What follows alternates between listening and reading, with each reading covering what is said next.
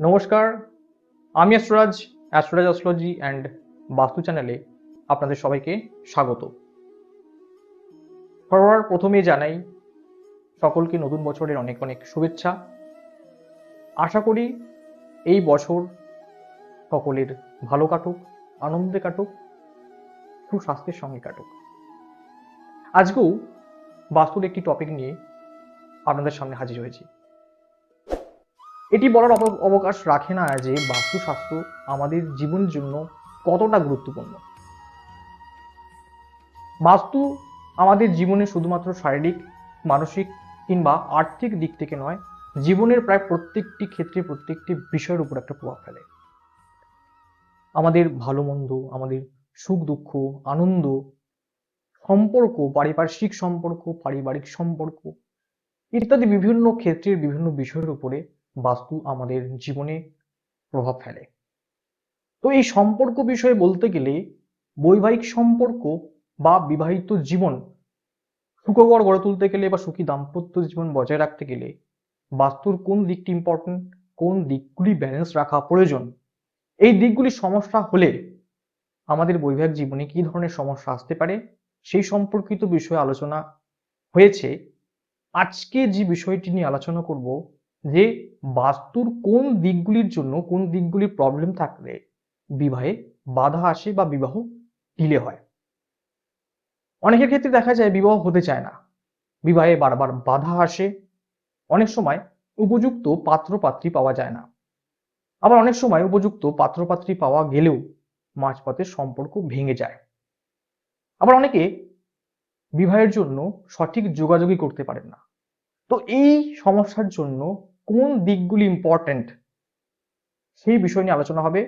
যদি আপনার সঙ্গে বা আপনার ছেলেমেয়েদের সঙ্গে এই ধরনের সমস্যা হয়ে থাকে তাহলে আপনি কি বাস্তু ট্রিক্স অ্যাপ্লাই করলে সেই সমস্যার সমাধান হবে, তার জন্য অবশ্যই ভিডিওটি আপনাকে মন দিয়ে দেখতে হবে।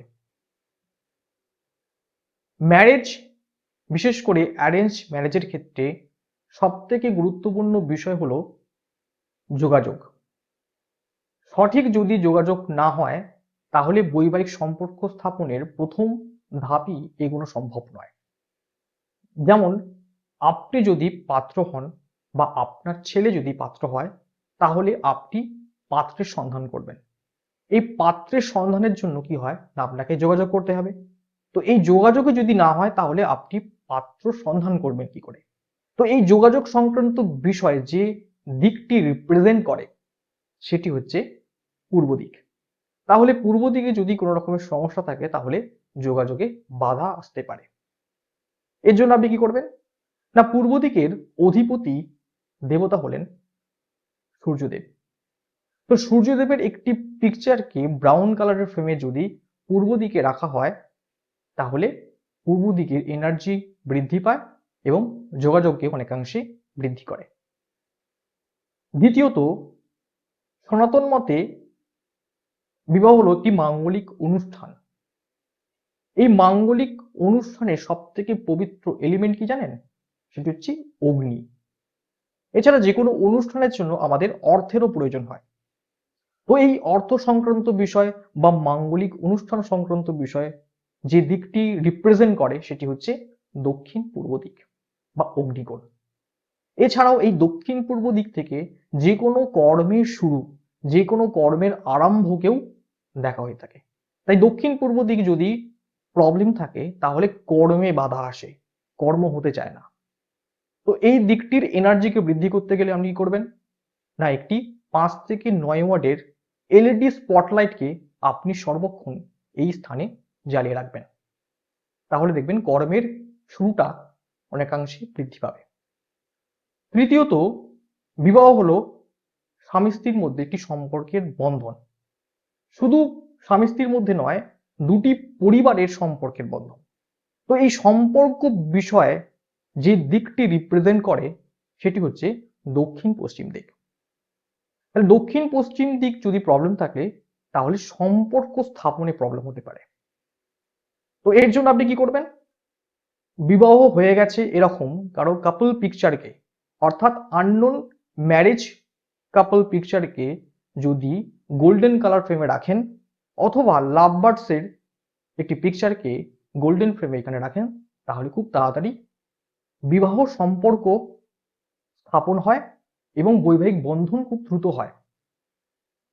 তবে এখানে একটি বিষয় মনে রাখা প্রয়োজন যে বিবাহের পর এই আননোন ম্যারেজ কাপল পিকচারকে বা লাভ বার্ডসের পিকচারকে সরিয়ে ফেলতে হবে এই স্থান থেকে। এর পরিবর্তে আপনার ম্যারেজ পিকচারকে গোল্ডেন কালার ফ্রেমে এই স্থানে রাখবেন। তো এই 3টি রেমেডি যদি আপনি অ্যাপ্লাই করেন তাহলে আপনার কিংবা আপনার সন্তানের বিবাহের যোগাযোগ বৃদ্ধি পাবে।